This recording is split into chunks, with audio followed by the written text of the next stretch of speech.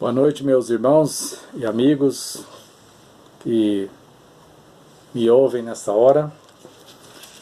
Estamos aqui para compartilhar um pouco da Palavra de Deus com vocês. E nesta noite eu quero tratar um pouco sobre algumas questões que estão envolvidas na vida do profeta Jonas. Nós temos vários textos para serem lidos, mas como isso aqui é uma gravação, nós vamos apenas citar os textos que nós gostaríamos de ler. Jonas capítulo 1, os versículos 1 a 3, Jonas capítulo 2, 4 a 7, Jonas 3, 3 a 5 e Jonas 4, 1 ao versículo 3. É como que uma síntese de toda a história de Jonas relatada nesse livro. E o que acontece? Ou o que aconteceu com Jonas? Jonas, como todos sabem, ele fora mandado, ele era um profeta de Deus, um judeu, e que havia sido enviado para pregar aos ninivitas, que era um povo inimigo de Deus, e que estavam afrontando ao Deus verdadeiro. E então Jonas, sabendo da possibilidade de que Deus poderia salvar os ninivitas, ele ficou frustrado com essa possibilidade e fugiu da presença do Senhor. Depois Deus o trouxe de volta. E aí Jonas tem um encontro com Deus novamente ali. E Deus o manda a segunda vez. Ele prega para Nínive e a cidade toda se arrepende, como vocês sabem.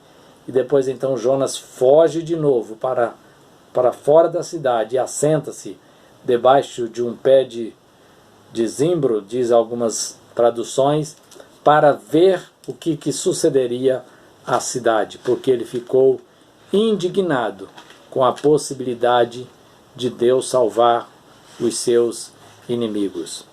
Aprendendo a lidar com as frustrações. Quem nunca teve uma frustração? Uma decepção, um desapontamento?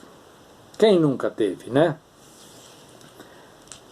Me lembro da história de um irmão da nossa igreja que, muito ainda cedo na sua conversão, na sua vida cristã, aliás, ele sentiu o desejo, o chamado de Deus para evangelizar os muçulmanos.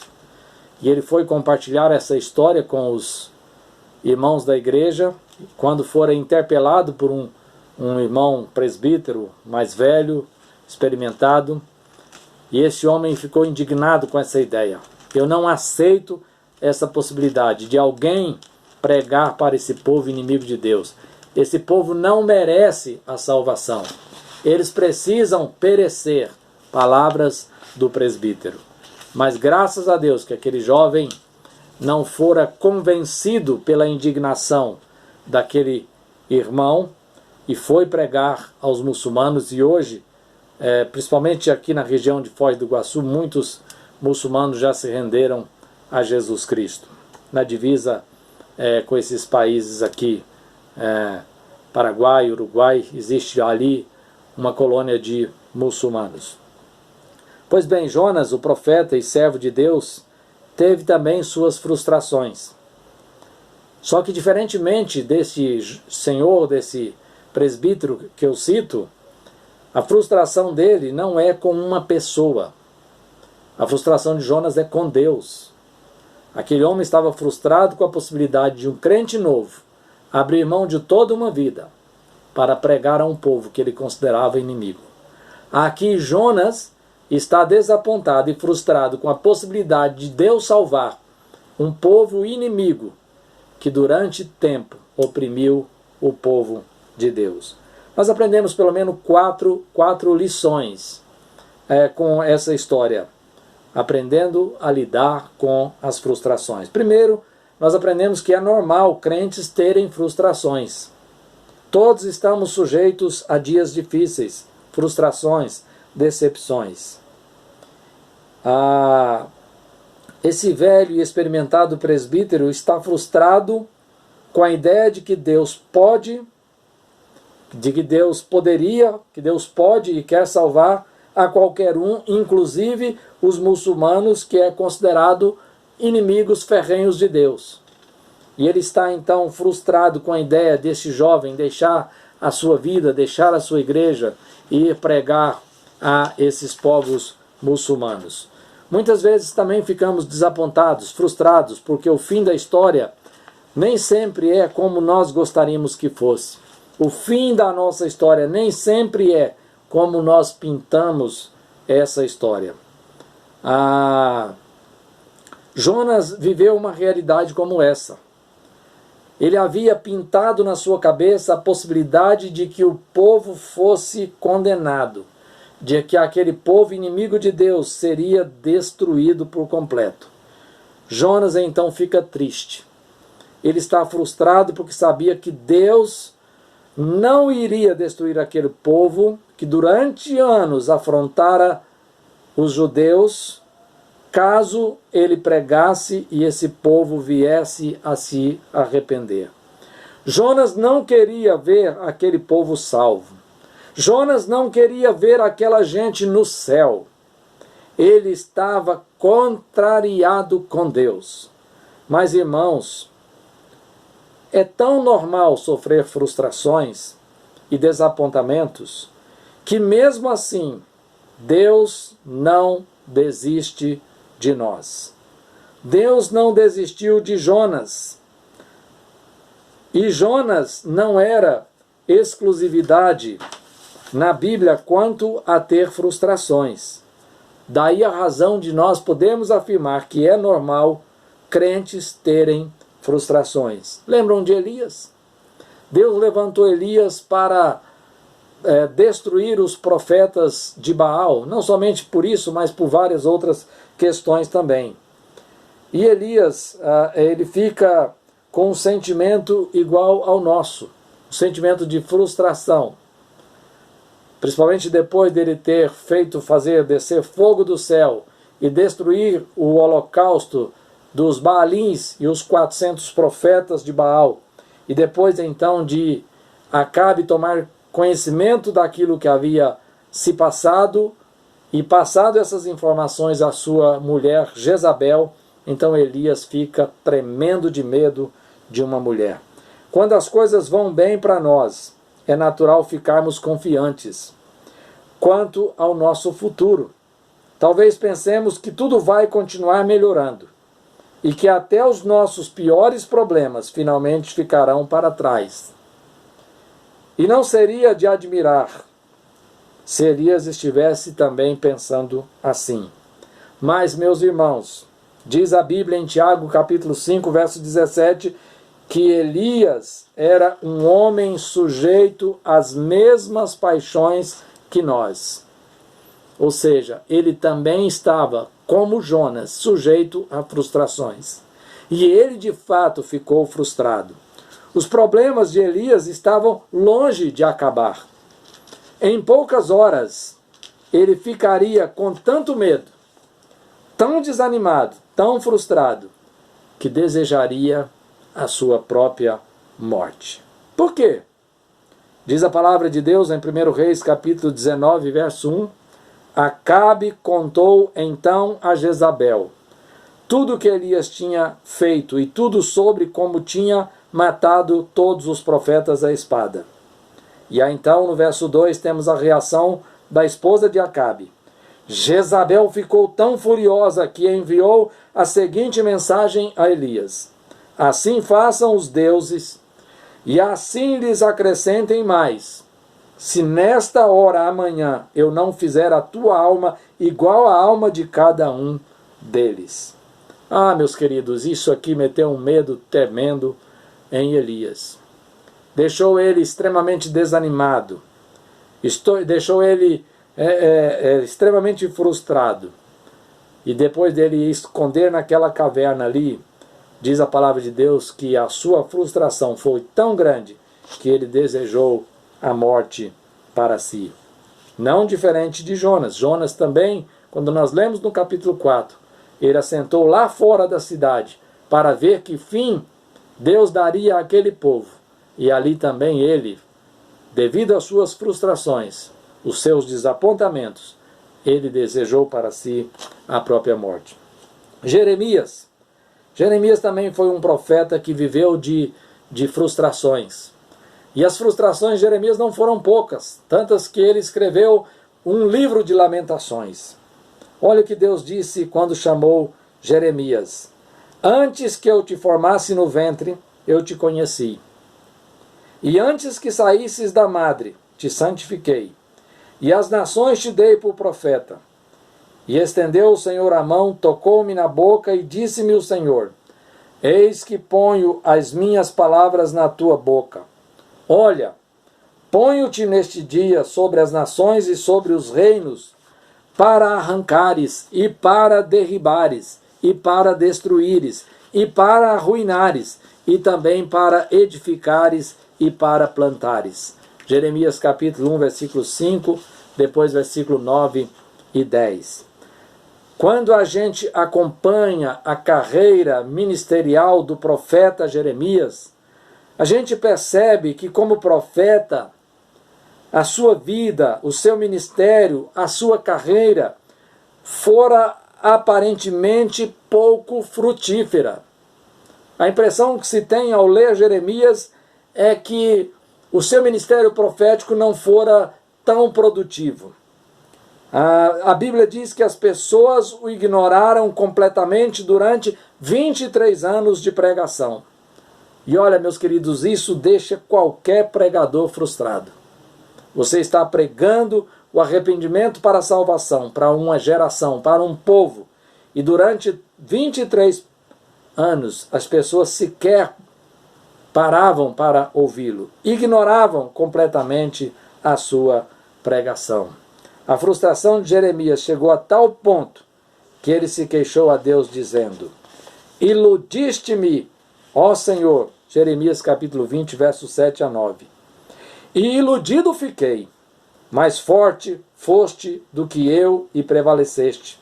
Sirvo de escárnio todo dia, cada um deles zomba de mim, porque desde que falo, grito e clamo, violência e destruição, porque se tornou a palavra do Senhor um opróbrio para mim, e um ludibrio todo o dia. Então disse eu: não me lembrarei dele e não falarei mais no seu nome. Mas isso foi no meu coração como fogo ardente, encerrado nos meus ossos, e estou fatigado de sofrer e não posso. Nós temos aqui também mais uma evidência de que as frustrações são comuns a todo crente em Cristo Jesus. Todo crente em Cristo Jesus pode ser ou pode ficar frustrado. É normal crentes terem frustrações ao longo da sua jornada aqui neste mundo. Segunda coisa que nós aprendemos: Deus não olha as circunstâncias como nós as olhamos. Deus não vê as circunstâncias como nós as vemos. Os ninivitas eram idólatras. Eram opressores do povo de Deus, afrontavam o povo do Senhor, violentavam as mulheres, mantiveram os judeus por décadas sob o jugo dos assírios. Jonas certamente sofreu junto com esse povo esse jugo dos assírios durante esse cativeiro em que o povo de Deus lá estiveram. Mas Jonas queria, ao contrário de Deus, ver aquele povo no inferno. Deus manda Jonas pregar a Nínive para que se arrependam.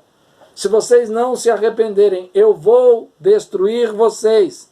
Pelo contrário, Jonas então foge de Deus, foge da sua presença, foge da sua tarefa, do seu ministério. Sabe por quê, meus queridos? Jonas queria a destruição daquele povo. Ele estava frustrado com a possibilidade, com a perspectiva de Deus poder salvar aquele povo. Percebe a diferença? Deus não vê, não olha as circunstâncias como nós as olhamos. Ainda que crentes, nós somos salvos, sim. O Espírito Santo habita em nós, sim. Fomos selados pelo Espírito, fomos, mas ainda habitamos num corpo que é mortal, que é carnal, sujeito a limitações. Os nossos sentimentos ainda do velho homem se afloram em nós. E muitas vezes nós não conseguimos, por causa disso, ver as coisas, olhar para as circunstâncias da perspectiva de Deus. E não acuse Jonas, porque muito provavelmente seríamos igual a ele.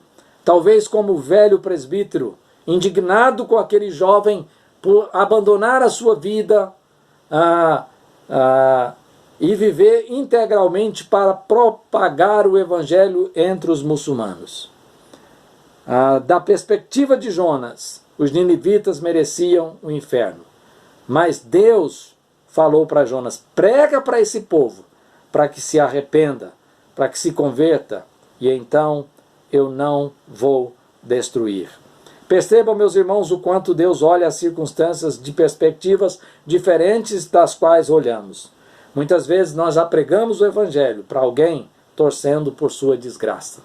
Quando vemos reportagens sobre atrocidades praticadas por seres humanos em nosso país, certamente, às vezes, não verbalizamos, mas pensamos dentro do nosso coração: bem que merecia morrer. Bem que deveria fazer com ele o mesmo que fez com essas vítimas. Esse é o olhar nosso, não da perspectiva de Deus, porque Deus quer salvar, como diz o apóstolo Paulo, o pior dos pecadores.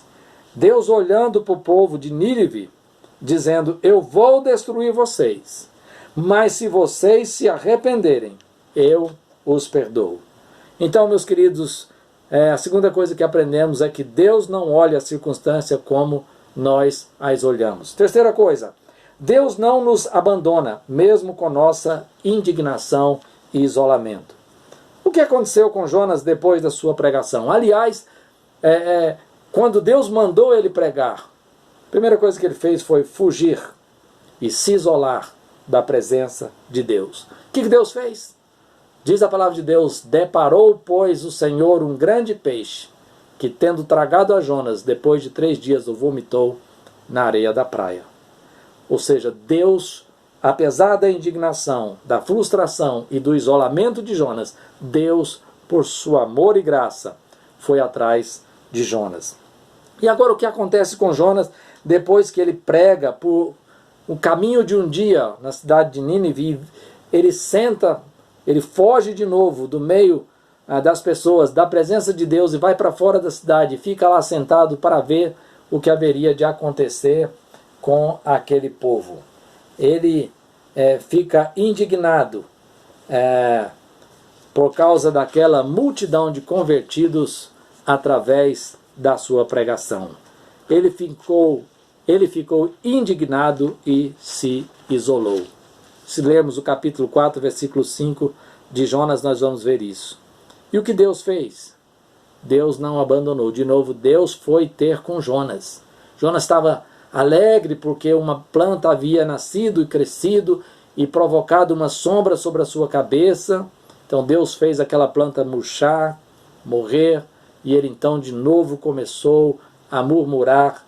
E então Deus vem e fala com ele: Jonas, por que murmuraste?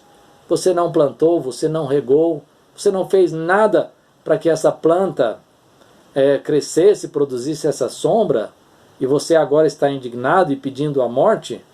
Quanto mais aquele povo lá, que eu os amei de tal maneira que dei o meu filho unigênito para que pudesse salvar a todos quantos crerem nele.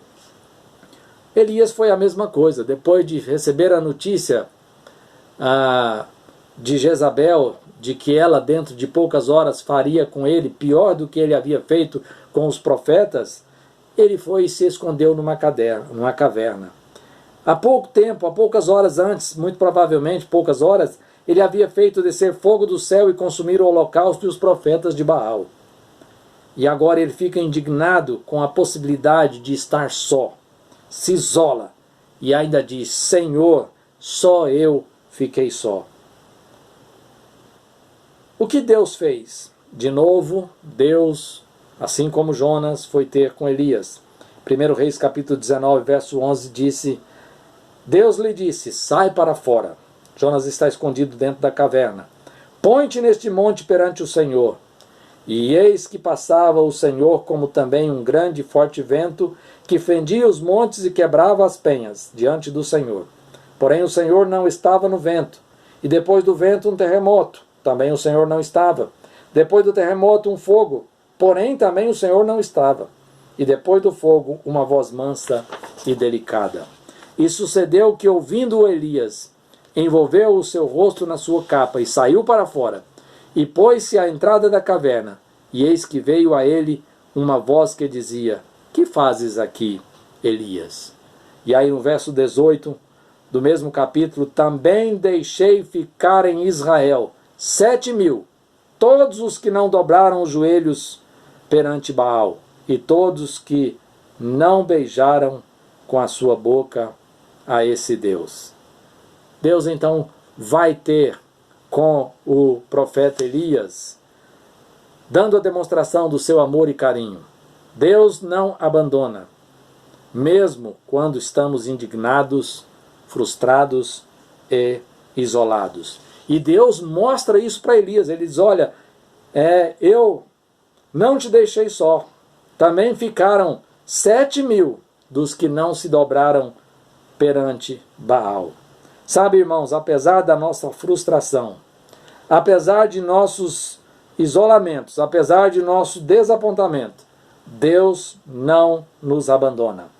Olha o que Deus disse, Hebreus capítulo 13, verso 5: de maneira alguma te deixarei, nunca jamais te abandonarei.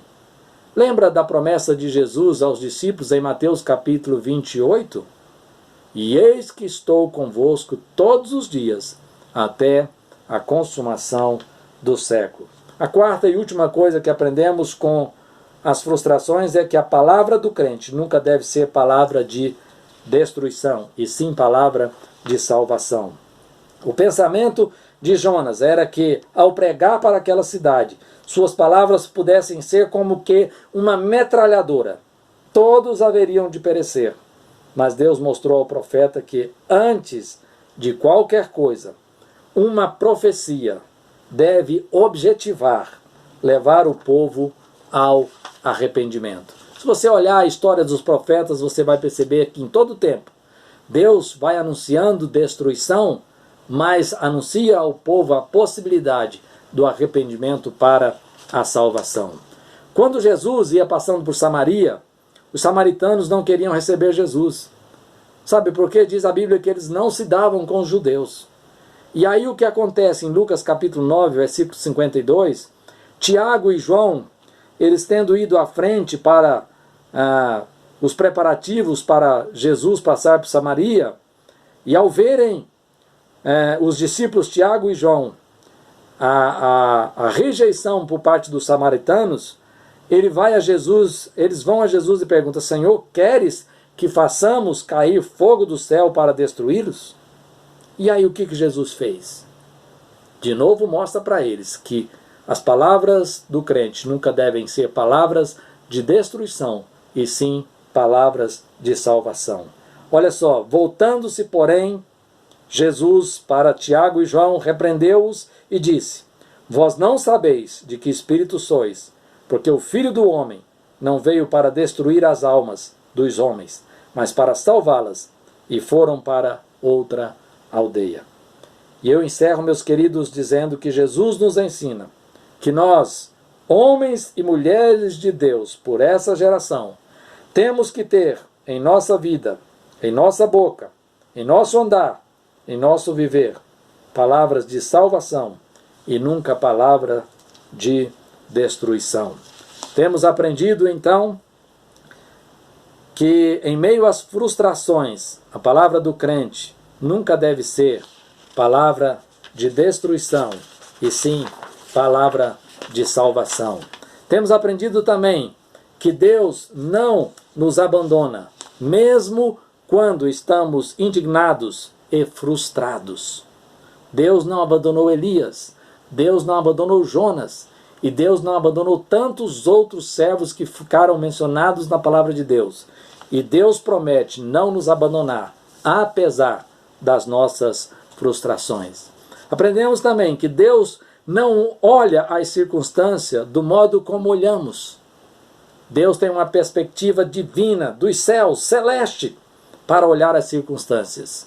E muitas vezes nós as olhamos da nossa própria perspectiva. E aprendemos também que é normal o crente em Cristo Jesus ter ou sofrer frustrações. Permita, Deus, que essas palavras possam ter chegado ao ouvido de cada um dos que estão me assistindo agora, e que ela possa descer aos corações, e que em meio a essa pandemia em que nós estamos vivendo, uma calamidade tão grande, jamais vivida por essa geração, que quando as frustrações se abaterem contra nós possamos lembrar o fato de que é normal sofrermos frustrações, mas Deus não nos abandona, porque Ele olha de uma perspectiva diferente para as frustrações, e Ele quer que nós, como crentes no Senhor Jesus, por essa geração, nós tenhamos palavras de salvação e nunca palavra de destruição. Que Deus abençoe a todos. Muito obrigado por essa oportunidade.